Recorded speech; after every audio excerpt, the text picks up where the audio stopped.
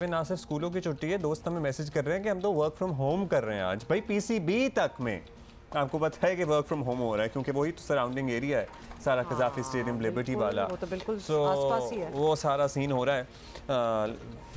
अच्छा जी, मुनीब फारूक हमारे साथ हैं और आज के इस लॉन्ग मार्च के हवाले से मुनीब से भी हम बात करेंगे। मुनीब, सबसे पहले तो ये बता दें कि हर कोई ऑब्वियसली एक ही बात कर रहा है कि जी लॉन्ग मार्च से हुकूमतें नहीं जाती, और इमरान खान फिर 5 महीने बाद ये दूसरा लॉन्ग मार्च जो है ये क्यों कर रहे हैं? तो क्या उनका मकसद महज हुकूमत को गैर मुस्तहकम रखना है, एक टेंशन डाले रखना है, दबाव बरकरार रखें, या फिर वो एक्चुअली एक्सपेक्ट करते हैं इससे कुछ हासिल हसूल होगा? बहुत शुक्रिया उमर अब्दुल्ला। मेरी आवाज़ आपको ठीक आ रही है? जी आ रही है। देखिए, इमरान खान साहब का अगर आपने कल रात का वो वीडियो पैगाम सुना है तो आप दोनों को ये क्लियर हो जाना चाहिए कि अब इमरान खान साहब ये लॉन्ग मार्च महज हुज्जत पूरी करने के लिए कर रहे हैं, क्योंकि गुज़िश्ता रात उन्होंने अपने वीडियो पैगाम में कहा है कि ये लॉन्ग मार्च जो है ये हकीकी आज़ादी के लिए कोई हुकूमत गिराने के लिए या बनाने के लिए नहीं है। तो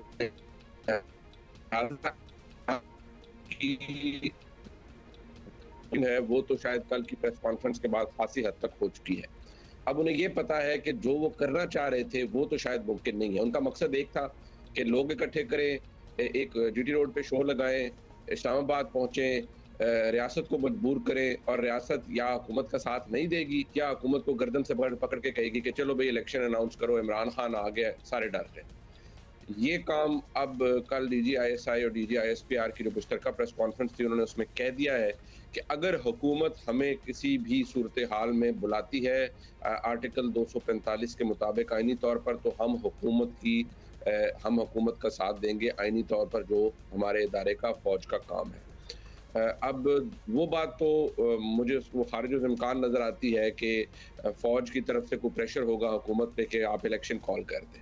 लिहाजा फिर इमरान खान साहब अगर हुकूमत गिराने नहीं जा रहे तो ये हुकूमत तो एज वी स्पीक मुझे नहीं 1% भी चांस नहीं लगता कि ये हुकूमत इमरान खान साहब को कोई इलेक्शन। बट अगर लाखों नहीं हज़ारों लोग भी डी चौक पर लेके पहुंच जाते हैं तो वफाकी दारुल हुकूमत आपको पता है चौक हो जाता है, निज़ाम हुकूमत या निज़ाम सरकार नहीं चल पाता। तो हुकूमत क्या करेगी ऐसे में? अगर ज़ाहिर है हज़ारों लोगों से हुकूमत जंग तो नहीं कर सकती, और ये सब पाकिस्तानी शहरी हैं, अपना जमहूरी हक इस्तेमाल कर रहे हैं, तो फिर रास्ता क्या बचता है? देखिए अब्दुल्ला, इम्पॉर्टेंट बात यह है कि एक सुप्रीम कोर्ट का हुक्म ऑलरेडी इन फील्ड था जो कि 25 मई को आया, 24 मई को गालिबन आया। उसके ऊपर एक कंटेम्प्ट की दरख्वास्त दी गई वफाक की जानिब से। अब वो मोअज़्ज़ज़ मेरे ख्याल में 5 रुकनी बेंच था जिसमें पाकिस्तान की सुप्रीम कोर्ट के बड़ी मोअज़्ज़ज़ जज साहबान थे।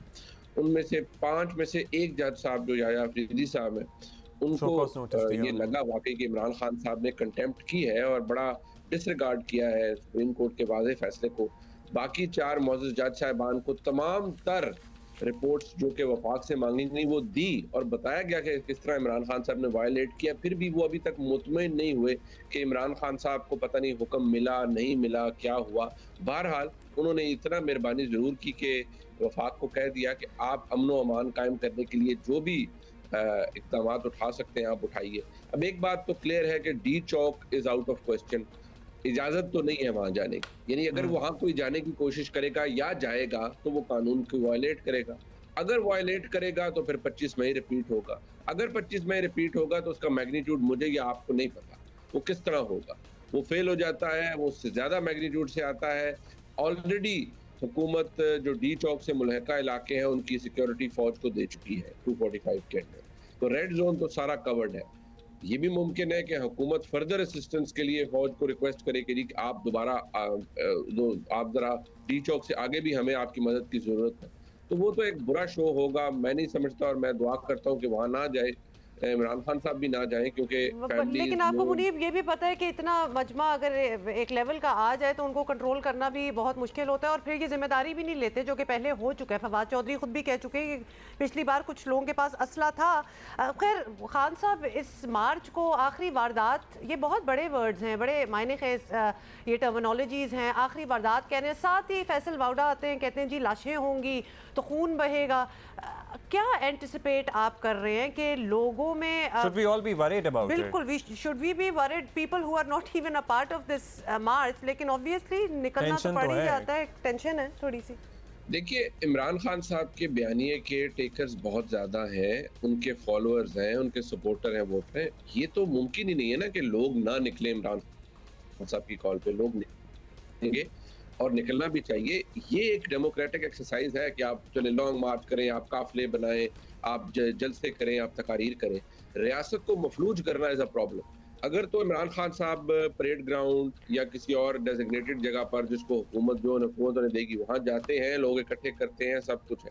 अब अगर इमरान खान साहब के हवाले से ये जहन में रखिएगा कि इस वक्त मैं आपको ये तज्जिया नहीं दे रहा, मैं इंफॉर्मेशन के बेसिस पे कह रहा हूँ कि इतनी तैयारी इस वक्त है वफाक की जानिब से और रियासत के इदारों की जानिब से, मैं फ्रैंकली कहता हूँ फौज की जानिब से, कि अगर इमरान खान साहब बिकम्स अ सोर्स ऑफ नक्से अमन तो फिर इमरान खान साहब के खिलाफ भी कोई सख्त इकदाम लिया जा सकता है, किसी तरह डील किया जाए। कल की अहम प्रेस कॉन्फ्रेंस के बाद वैसे पीटीआई के रहनुमाओं ने प्रेस कॉन्फ्रेंस की और हम आपस में बात कर रहे थे कि बड़े एग्रेसिव होते हैं, थोड़ा डिफेंसिव साउंड कर रहे थे Asad Umar and the company. So आपको लगता है कि उनके जो नीचे टियर की लीडरशिप है या वोटर सपोर्टर है, उनका भी स्पिरिट थोड़ा डैम्पन हुआ है कल की डेवलपमेंट के बाद, even from in the top leadership भी? देखिए, बात यह है कि जब आप अक्सर आपने देखा होगा स्कूल में बच्चे शोर मचा रहे होते हैं क्लासरूम में जब टीचर नहीं होता, और अब अगर टीचर की जगह स्कूल का प्रिंसिपल क्लास में आ जाए और वो हो भी बड़ा सख्त, उसकी तारीख भी हो, तो फिर बच्चों को पता चल जाता है ना कि ये तो मामला बड़ा सीरियस हो गया, प्रिंसिपल को बात पता चल गई। तो बस यही हुआ कि कल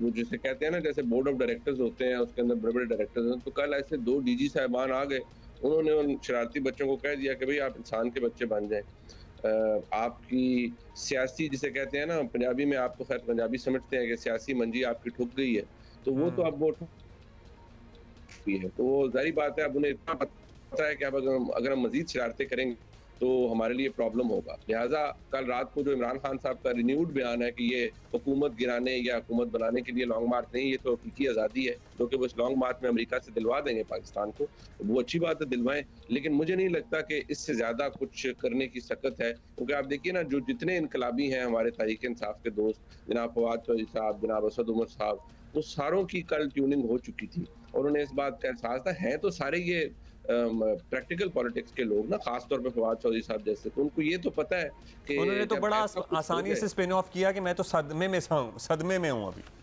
वो सदमे में ही रहेंगे काफी अरसे तक और उसका इम्पैक्ट उन्हें रहेगा, क्योंकि वो एक्सपेक्ट नहीं कर रहे थे कि ये हो जाएगा हमारे साथ। अब अगर वो करेंगे तो एक बात ज़हन में करिए, that is a direct assault, whatever they do, that will be a direct assault against the institutions of the state. उन्होंने कह दिया है कि ठीक है जी आप करें, लेकिन हम आपको फसाद नहीं मचाने देंगे। अगर आप पहले भी क्लियर कट कहा था आर्मी चीफ ने भी। अच्छा, एक और बात हो रही है, चलें ये बयानिया काउंटर बयानिया, ये जो हमारे इदारों की पॉलिसी अब सामने आई है कि ये कल सवाल भी हुआ कि ये अफराद की हद तक महदूद है या इदारा जाती पॉलिसी है, और क्या इसका मैकेनिज्म है या कौन ये मेक श्योर करेगा कि आने वाला आर्मी चीफ या आने वाला DGISI भी सियासत में मुदाखलत ना करने की इस पॉलिसी पर अमल पैरा रहेगा? So how hopeful should we all be in Pakistan about it? देखिए, तारीख तो कोई हमारी बिल्कुल भी कोई ताबनाक नहीं है और मैं आपकी अप्रीहेंशन से एग्री करता हूँ, मैं भी उतना ही अप्रीहेंसिव हूँ।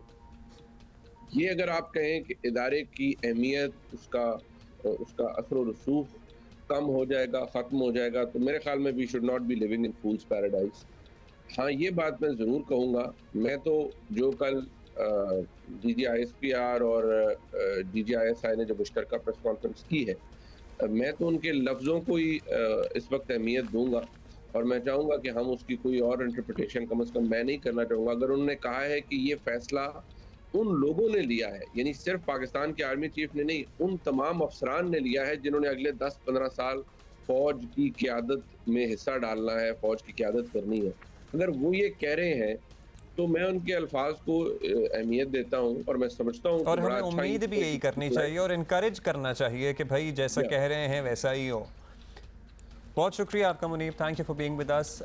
कल रात इमरान खान साहब का भी आपने बयान सुन लिया regarding long March. So he is doing it for the sake of doing it, because already इसकी अनाउंस कर चुके हैं, बता चुके हैं, but you should not expect anything big out of it, I guess. Well, he's saying ये उनकी आखिरी वारदात वो है, पहले की आप बात थी कह रहे हुमा, हैं। वो चंद दिन पहले की बात थी। हाँ, but how long will you take people for a ride? मतलब 2 दिन पहले की बात कुछ और थी, अब कुछ और है।